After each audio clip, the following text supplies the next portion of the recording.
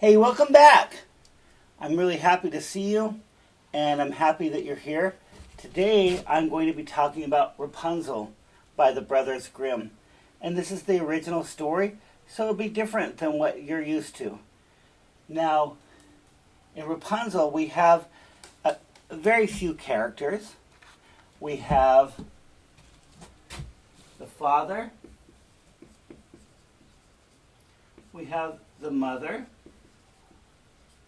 we have Rapunzel, we have the prince, who comes in at the end of the story, and we also have the witch.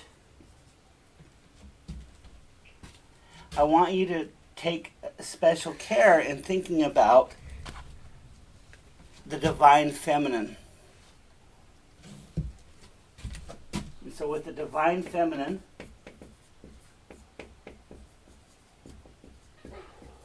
this is a pagan concept, right? That just talks about, excuse me, the different phases of women's lives as maiden, mother, and crone. So in this story, the prince isn't going to rescue her, by the way. Disney wanted every woman to be a damsel in distress. But that's not what the people told each other stories about for hundreds of years in Germany. They told stories about strong men and strong women who didn't necessarily need to be rescued. But in this story, the maiden is Rapunzel. She'll start out as a baby, but then she'll become a maiden, pubescent. The mother is the mother, and the crone is the witch. So let's get started. As soon as I can pick up my book and figure out where to put my marker so I don't draw all over myself. Sit back and listen. There once lived a man and his wife who had long wished for a child, but in vain.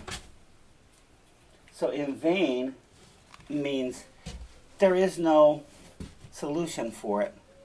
Because this couple, this mother and father who wished for that,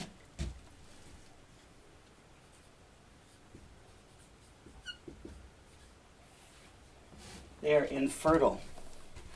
This happens to people all the time, right? So they wish they had a child, but they can't reproduce. Now there was at the back of their house a little window which overlooked a beautiful garden full of the finest vegetables and flowers, but there was a high wall around it, and no one ventured into it, for it belonged to a witch of great might. A witch of great might, and of whom all the world was afraid. One day, the wife, the mother, who was going to be a mother, was standing at the window and looking into the neighbor's garden. She saw a bed filled with the finest rampion. So greens, basically, right? And it looked so fresh and green that she began to wish for some, and at length she longed for it greatly. This went on for days, and as she knew she could not get the rampion, she pined away, and she grew pale and miserable. I want you to think about what happens to people when they're not getting a balanced diet. They start to crave things. For example, some people eat dirt when they don't have enough nutrients in their system. Because, dirt sounds good. It has iron in it. Then the man who's the father, was uneasy because he's worried about his wife and asked, "What's the matter, dear wife?" "Oh," answered she, "I shall die unless I have some of that rampion to eat that grows in the garden at the back of our house. The man who loved his wife very much thought to himself, rather than lose my wife, I will get some rampion, cost what it will. So the father, in this case, is protecting, the dad is protecting his wife, and he's willing to break the law and trespass and steal on another person's property. So in the twilight, he waited until almost dark. He climbed over the wall into the witch's garden, plucked hastily a handful of rampion, and brought it back to his wife. She made a salad of it at once and ate it to her heart's content. But she liked it so much and it tasted so good that the next day she longed for it thrice as much, 3 times as much as she had done before. If she was to have any rest, the man must climb over the wall once more. So here we have this man who climbs walls. And what are walls for? Walls are meant to protect people from the elements and to keep people out. But he's willing to climb over the wall and become a thief one more time.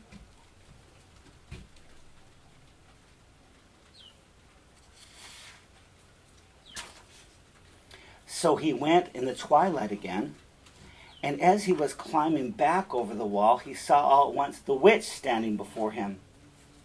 And he was terribly frightened as she cried with angry eyes, "How dare you climb over into my garden like a thief and steal my rampion? It shall be the worse for you." Okay, so he gets caught climbing walls, and then the witch suddenly appears. Why? Because she's magic, right? Then the witch said, "Oh, I'm sorry. Oh," he answered, "be merciful rather than just." So what is mercy? And what is justice? Mercy is when you're willing to forgive people, even though they've made an error, such as him breaking into his neighbor's yard. You can forgive. Versus justice, you call the police and you say, this dude broke into my house or into my yard, and you need to arrest him. So being merciful, have mercy rather than be merciful rather than just.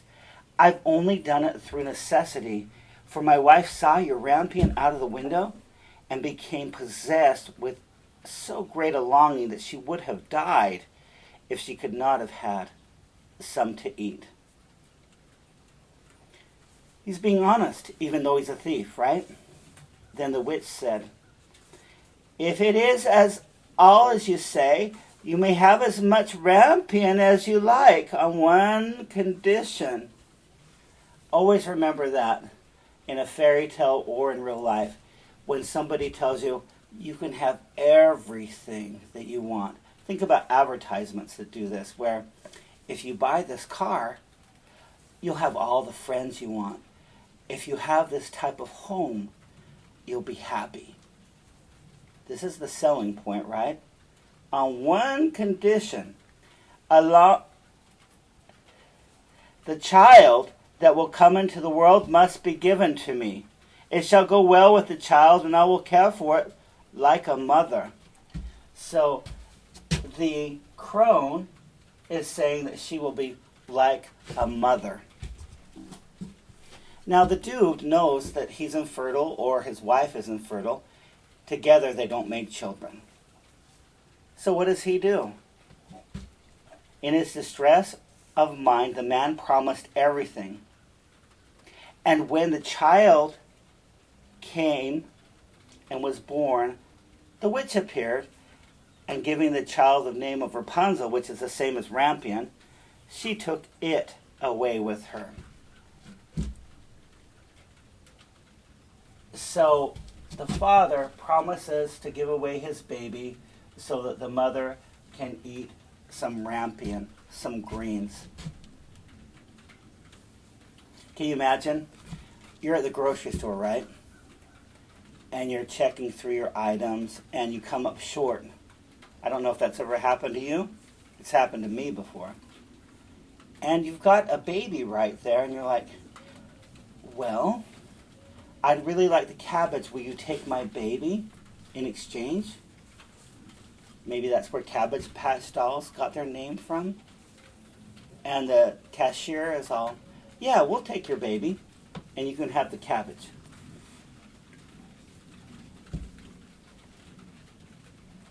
Now Rapunzel was the most beautiful child in the world. When she was 12 years old, okay, so the witch takes care of Rapunzel for 12 years. But when she's 12 years old, things are going to change. And I want you to think about what biological changes happen typically when a child is 12 years old.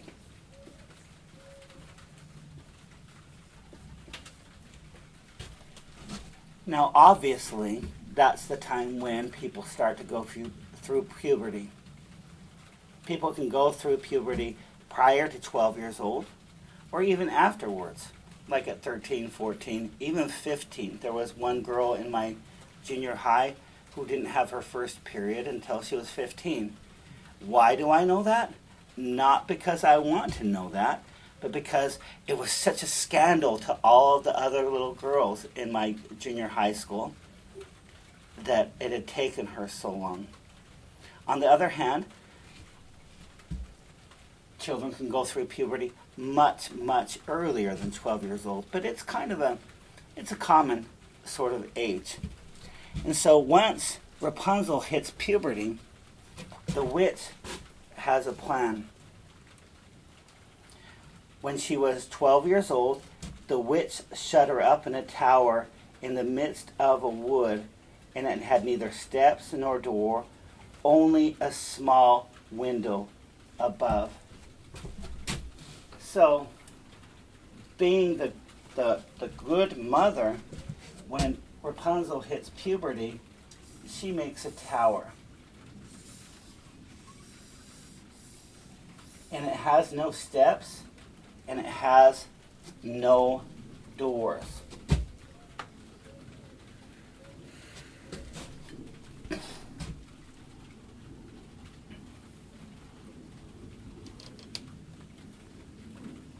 It only has a small window in the tower.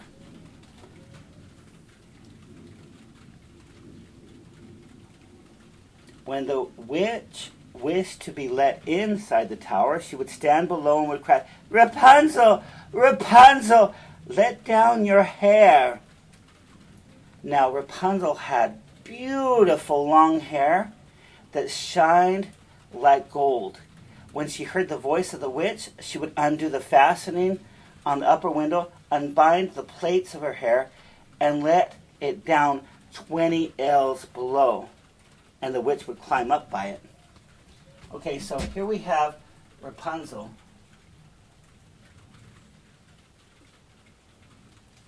with hair that will go down 20 ells. And an L is spelled like this. I want you to look up how long her hair would have to be in order to let her hair down that far. In this way, we have magic hair. Because it's not just 5 feet long. I worked with a coworker who had hair from the top of her head down until it dragged on the floor. She'd wash her hair each night, 1 foot at a time. And by the time she got to the end of it, it was time to start over again. Rapunzel has much longer hair than my coworker. I ran into that coworker after we stopped working at different places, and she cut her hair off. And I asked her, what did you do with your hair? And she tells me, it was taking too much time to maintain. So the witch climbs up by her hair. Remember, her hair is golden. After they had lived thus a few years, so now Rapunzel would be 15 instead of 12 years old. It happened that as the king's son was riding through the woods, the prince, he came to the tower, and as he drew near, he heard her voice singing so sweetly that he stood still and listened. It was Rapunzel in her loneliness trying to pass away the time with sweet songs. How many of you have parents that wanted to put you away once you hit puberty? That wanted to give you curfews? That wanted to keep you from being with the people that you wanted to be with? And that's what this fairy tale speaks to, is that idea of parenting, where we want to protect our children, but then, even as we're protecting them, our children break the rules that the parents did when they were in their adolescence. How many of you have a curfew? How many of you snuck out anyway and gotten away with it? And this story is hundreds of years old, right? Children and parents haven't changed all that much. Parents can try to protect their children from the world, and their children will do everything to go out of that shelter, out of that tower, to find out what's out there in the world. This is part of why humanity has survived, because we are curious and we want to know, okay, I understand the rule, but what if? How about this? What if I do this? What will happen? What will be the consequence? Maybe I'll find out more.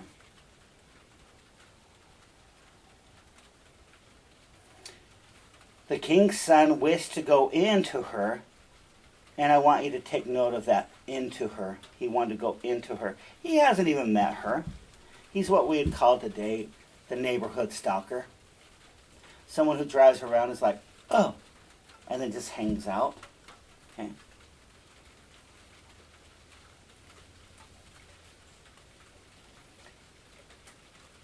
And he wished to go into her and sought to find a door in the tower, but there was none, because there's only that window.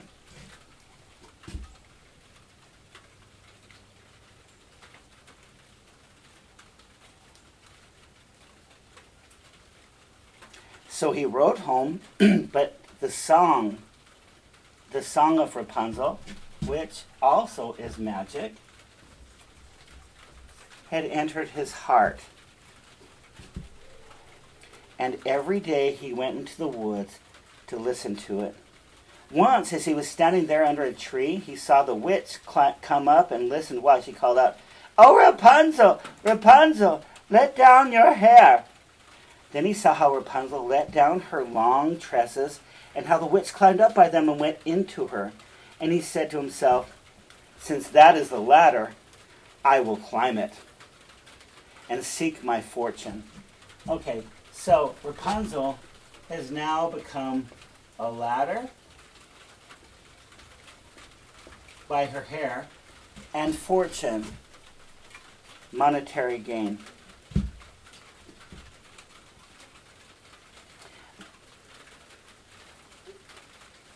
The next day, as soon as it began to grow dusk, he went to the tower and cried out, "Oh, Rapunzel, Rapunzel, let down your hair." And she let down her hair, and the king's son climbed up by it. Rapunzel was greatly terrified when she saw that a man had come into her. Remember the phrase before? Into her, now come into her. Okay?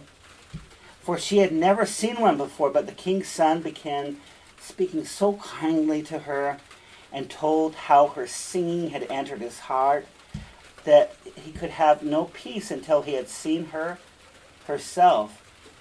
And then Rapunzel forgot her terror, and when he asked her to take him for her husband, My things happen quick in fairy tales, right? Please don't be afraid. I'm in love with you and I've never met you. And I want to marry you. Oh, okay. And she saw that he was young and beautiful. She thought to herself, I certainly like him better than old Mother Gothel. Remember Gotham in Batman? Okay? Old Mother Gothel. And she put her hand into his hand, saying, I would willingly go with you, but I do not know how I shall get out. Okay. How many of you have played helpless in order to find out if somebody would do something for you, or if someone would do the chore or the task that you didn't want to do? I don't know how I'll get out. And then she has the plan. Rapunzel does. When you come, bring each time a silken rope. A silken rope, and I will make a ladder, and when it's quite ready, I will get down by it out of the tower, and you shall take me away on your horse. Well, all right. Now this is a prince. Could not the prince have a rope ladder made? Why would Rapunzel do this and say, each time bring me a part and I will make the rope? Possibly because Rapunzel wants to know if the prince really cares about her. She wants to know if he's the real deal or not. And the ladder is just an excuse. And she's not helpless. She knows how to make a ladder. She can make the ladder out of her own hair if she wanted to. But she wants to know about the character of the prince. She wants to get him to know him more. They agreed that he should come to her every evening. He should come to her every evening, as the old woman came in the daytime. So the witch knew nothing of all this until one time Rapunzel said to her unwittingly, Mother Gothel, how is it that you climbed up here so slowly, and the king's son is with me in a moment? Why are you so old, Mom? My boyfriend gets here much faster. And the witch cried out, Oh, wicked child, what is this I hear? I thought I'd hidden you from all of the world, and you have betrayed me. In her anger, she seized Rapunzel by her beautiful hair, struck her several times with, her left hand.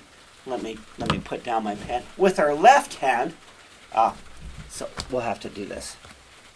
She grabbed her by the hair and struck her several times with her left hand, and then grasping a pair of shears in her right hand, snip, snap, the beautiful locks lay on the ground, and she was so hard-hearted that she took Rapunzel and put her into a waste and desert place. And desert place does not mean a desert, it means a deserted place, where Rapunzel lived in great woe and misery. The same day on which she took Rapunzel away, the witch went back to the tower in the evening and made fast the several locks of hair to the window hasp. And the king's son came, and he cried out, Rapunzel, Rapunzel, let down your hair. Then the witch let the hair down, and the king's son climbed up, but instead of his dearest Rapunzel, he found the witch looking at him with wicked, glittering eyes. Ha ha! Cried she, mocking him. You came for your darling, but the sweet bird sits no longer in the nest and sings no more. The cat has got her. Who's the cat? The witch is the cat. And what do cats do with birds? We've all seen it, right? If you own a cat, probably your cat has, if it's outdoor cat, it's probably returned a dead bird for you, for your approval.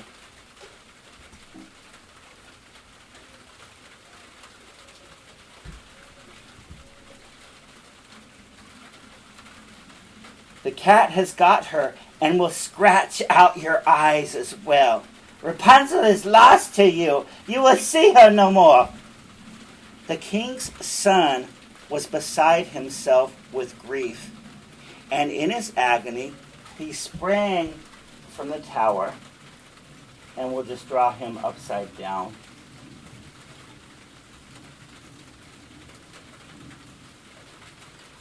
He sprang from the tower.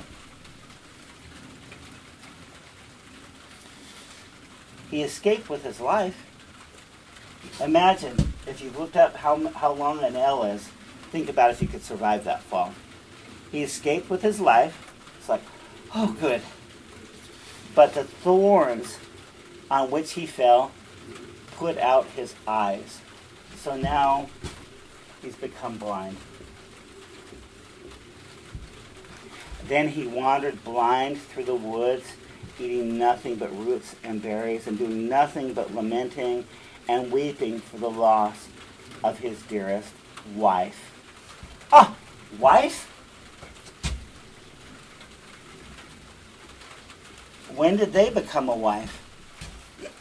Let's back up a teeny bit. When did she become a wife? We'll back up a teeny bit. Remember, she asked him to bring silk to build a ladder?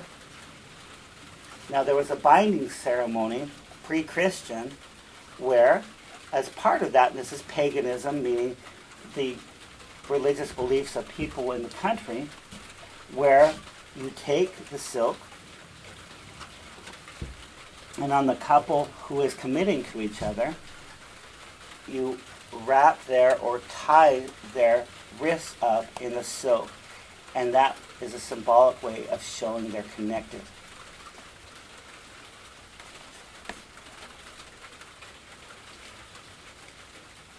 So, and it used to be before, the Catholic Church didn't even have marriage ceremonies inside the cathedrals until the late 3rd or early 4th century. And of course, Protestantism, Christianity that came from Catholicism, happened 1,200 years later. By then, it was normal, quote unquote, to marry in a church. But before that, all people had to say to each other is, you are my spouse, you're my wife, you're my husband. And once they announced it, then their family had to deal with it. It wasn't always a huge party. Often, people would have a party when they're like, woohoo, you did it. But it wasn't that, I can't believe you didn't invite me to your marriage vows. No, because usually these vows happen between the couple, not out in public. And then in public they could say it, right? So he wandered several years in misery until at last he came to the desert place where Rapunzel lived with her twin children that she had borne, a boy and a girl.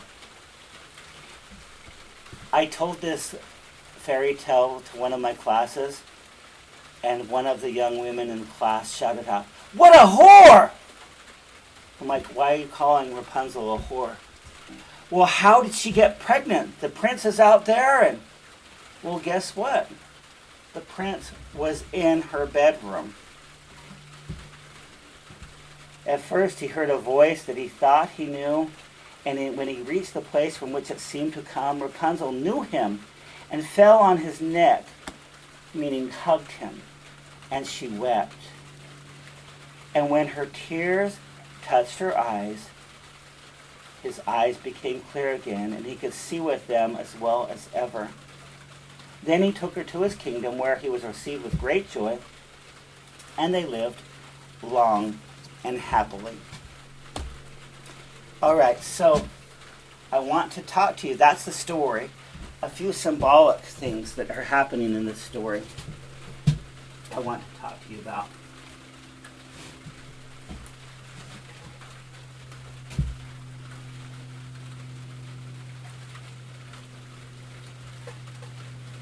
So we already know that the father and mother of Rapunzel are infertile, but the witch has the secret garden of fertility herbs, and they conceive Rapunzel, but the father has always promised to give her away. The witch is a crone, right? That would mean she's postmenopausal. It would mean that she has no ability to have babies anymore. And so she finds people who she can deceive out of their baby.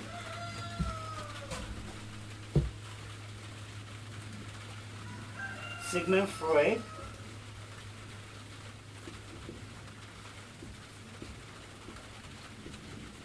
writes, and he's the father of modern psychology, he writes about phallic symbols. And later on, other people came along and worked with his work, and they talked about the phallus as being power. Power. Phallic is another form of phallus, which is a fancy name for penis. And the idea is that phallic symbols represent power. And think about who has the phallus in this story. Now in Washington, D.C., if any of you have been there, what is the greatest phallic symbol in Washington, D.C.? The Washington Monument. Goes straight up, right? It doesn't have a bunch of windows either.